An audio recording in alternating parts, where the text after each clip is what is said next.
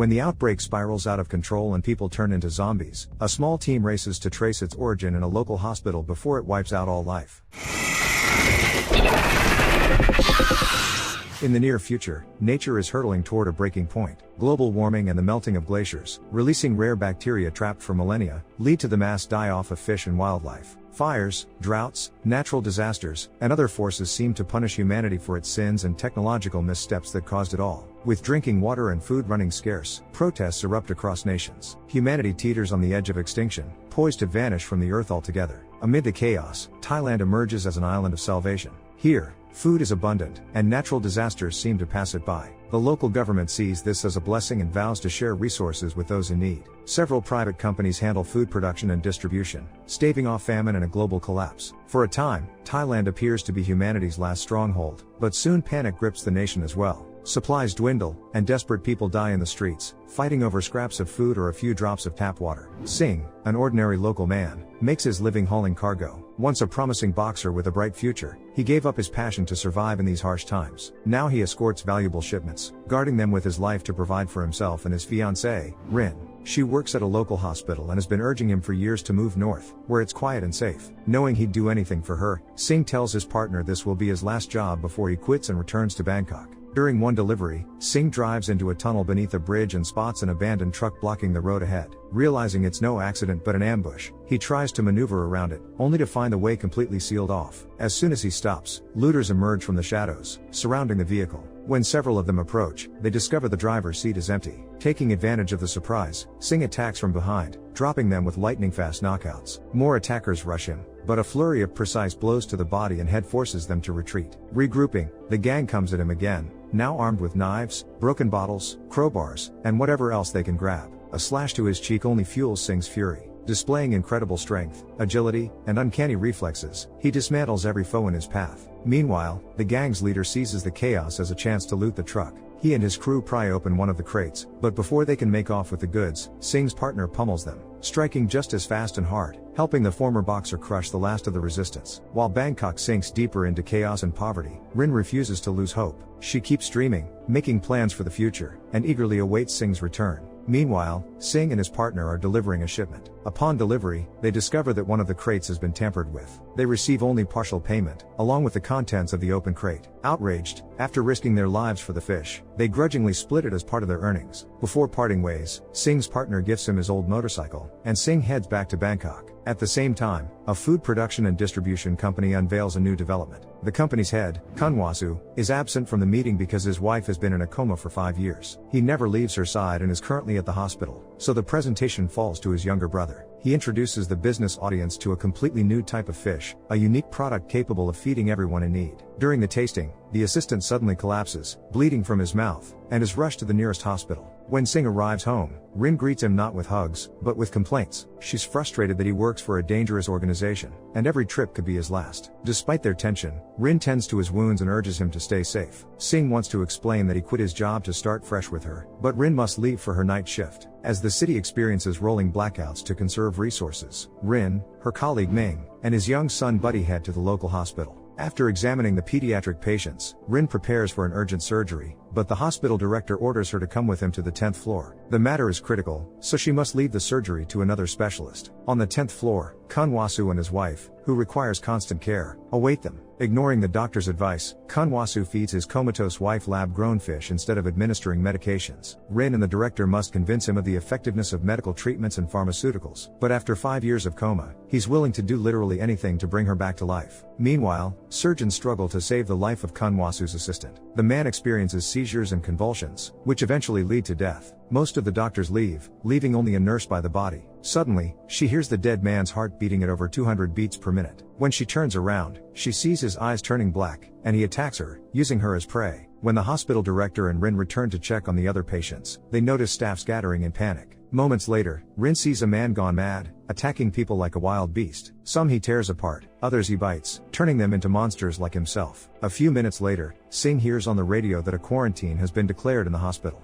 Realizing his fiancée is inside, he rushes there, unaware of the horrifying events unfolding around the fish that was part of a shipment. Upon arrival, Singh finds the hospital turned into a secured military zone. Soldiers block all access and evacuate patients and doctors. Suddenly, something strange happens. A doctor and a patient fall out of a hospital window. Soldiers split up to provide medical aid, only to discover both have become zombies. Ravenous and bloodthirsty, they attack and bite the soldiers, forcing the remaining troops to kill all the infected in that area. Recognizing that an unknown virus has overtaken the hospital, the military seals off the quarantine zone. Lights are turned on, guards are posted along the perimeter, and anyone attempting to enter, or leave, will be executed, whether human or zombie. Singh, already inside, rejoins the others. Local guards urge calm, but it's nearly impossible as the building swarms with monsters hunting humans. At first, the zombies are dozens, but soon they grow into hundreds, relentlessly hunting survivors and turning them into bloody prey with no chance of escape. Meanwhile, Rin and the hospital director hide in a room on an upper floor. Rin senses something terrible is happening but decides to step out to get her bearings. Hearing strange rustling behind her, she notices the corpse lying just a few feet away has vanished. Investigating, she discovers the director has turned into a zombie. He devours a doctor's corpse and lunges at Rin. She barely manages to hide behind shelving, keeping the monster at bay. Waiting for the right moment, she makes a daring escape.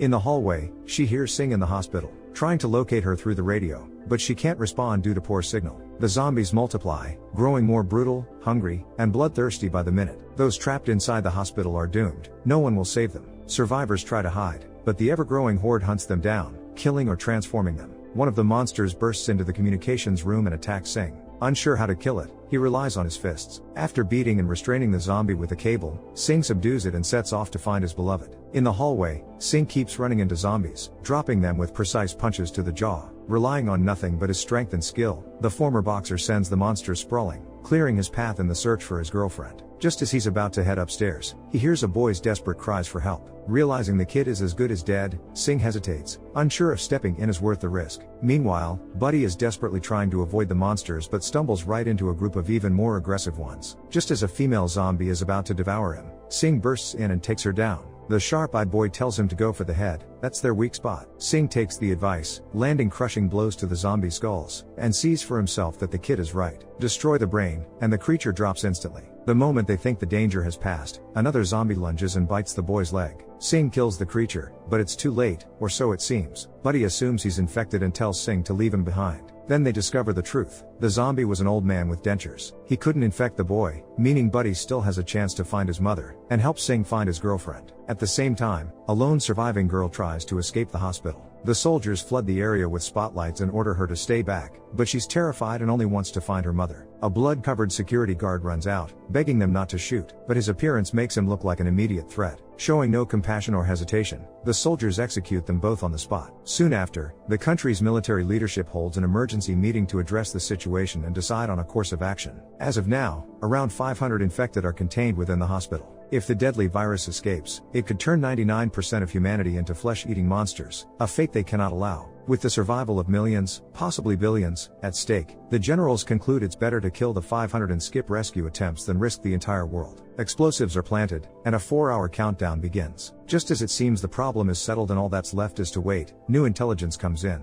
Mr. Kunwasu and his wife are inside the hospital. The order is immediate and absolute: rescue the businessman at all costs, or face execution without trial. Recognizing this as a government directive, the military deploys a special unit into the building with one mission: find and save Mr. Kunwasu. Meanwhile, Rin is desperately searching for a new place to hide. Wandering through the hallway, she decides to try the security room with the surveillance monitors, but the door is locked. Spotting a nearby guard in the middle of turning into a monster, she snatches his keys and locks herself inside just before he lunges at her. Scanning the camera feeds, she hopes to spot at least one survivor, but every screen shows nothing but blood and ravenous zombies hunting for fresh meat. Up on the 3rd floor, where Rin and Ming normally work, Singh and Buddy arrive, only to learn they've been redirected to the children's surgery ward on the 5th floor. There, they come across a helpless zombie slumped in a wheelchair. Buddy laughs at it, but the creature lets out a chilling scream, summoning more hungry zombies. They retreat, sprinting for safety, and barricade themselves inside one of the patient rooms. Inside, they find a man and his bedridden father. Realizing there's no escape and unwilling to become zombies, the man uses 2 lethal doses of a vaccine to end both their suffering. Shocked by what he's just seen, Buddy freezes for a moment, but there's no time to dwell on it. Singh notices a metal structure outside the window and suggests they climb it to get higher. Buddy hesitates, giving one of the monsters just enough time to grab his leg.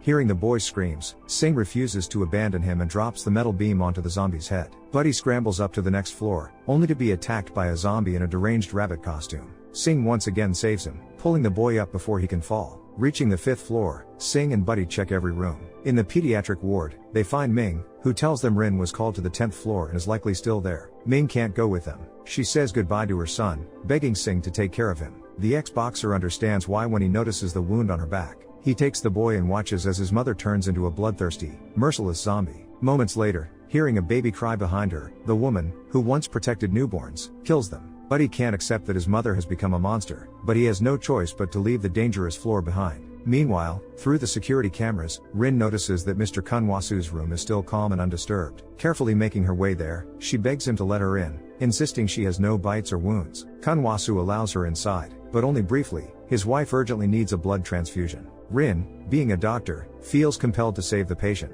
so the businessman asks her to go to the blood bank and bring back fresh supplies. At the same time, Singh encourages Buddy to stay strong, telling him his mother would be proud of his courage. Accepting the harsh reality, the boy steels himself and promises the ex-boxer he'll help him find his fiancée. As Singh and Buddy reach the 10th floor, less than 30 minutes remain until the explosion, but they have no idea. Meanwhile, a helicopter carrying a special forces team lands on the hospital roof. Their mission, locate and extract the businessman and his wife. Rin moves with extreme caution, fully aware of her own weakness and fear. She sticks to the shadows, inching her way into the bloodstained room, only to be hunted by a massive, aggressive zombie. She manages to stay hidden, thanks to the creature's clumsy movements, but it's not enough to grab the blood stored in the refrigerator. Singh and Buddy act with measured courage. The former boxer can take down zombies, but he wisely targets small groups or lone monsters. At the same time, the special forces move fast, loud, and deadly, cutting through zombies with brutal efficiency as they push toward Mr. Kunwasu's room to evacuate him and his critically ill wife. But when the zombies launch a sudden mass attack, one of the soldiers is bitten.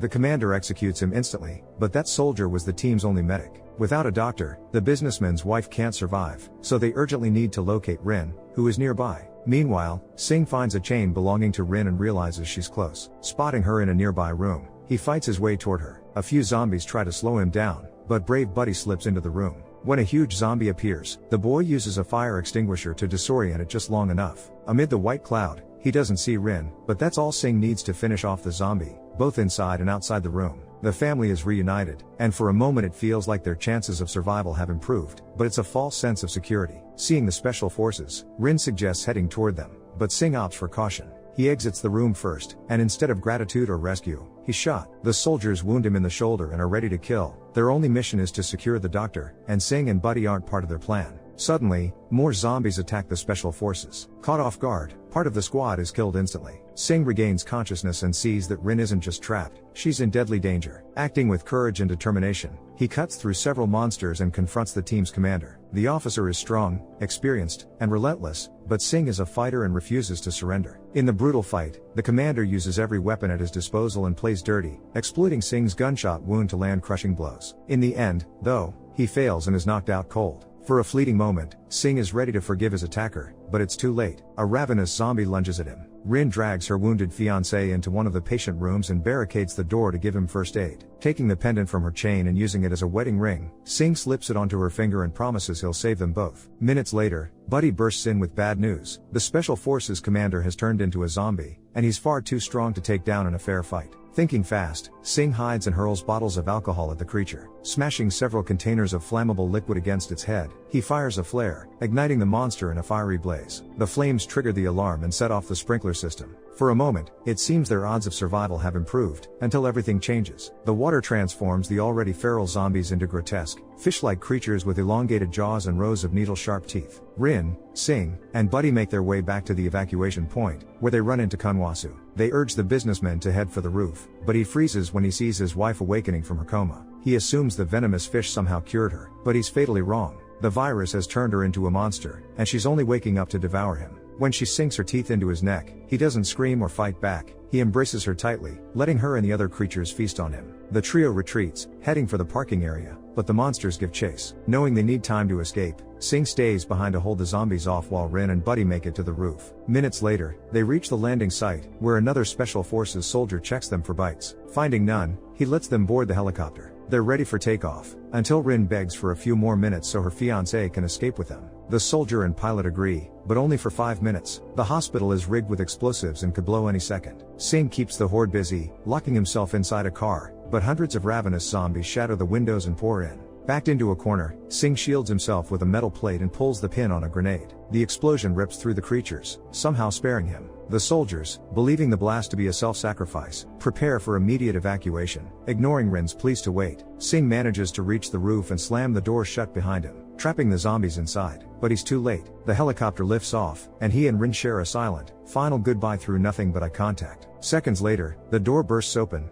the building explodes, and everything collapses with Singh still inside. Some time later, the military and local authorities declare the outbreak contained. The virus never spread worldwide, and humanity has been given a second chance. Keeping her promise, Rin leaves Bangkok for the north, with Buddy, now her unofficial son, by her side. And yet, she can't shake the sorrow and longing in her eyes, hoping against hope to see Singh again. Her hope isn't in vain. Moments before the explosion, Singh had hidden inside a metal barrel, shielding himself from both the blast and the deadly fall. After killing the last remaining zombie, he set out north to reunite with Rin and Buddy, ready to build a strong, loving family together. When the world is ending, what matters more, surviving at any cost, or facing death with your principles intact? Share your thoughts in the comments, leave a like, and don't forget to subscribe. See you in the next video.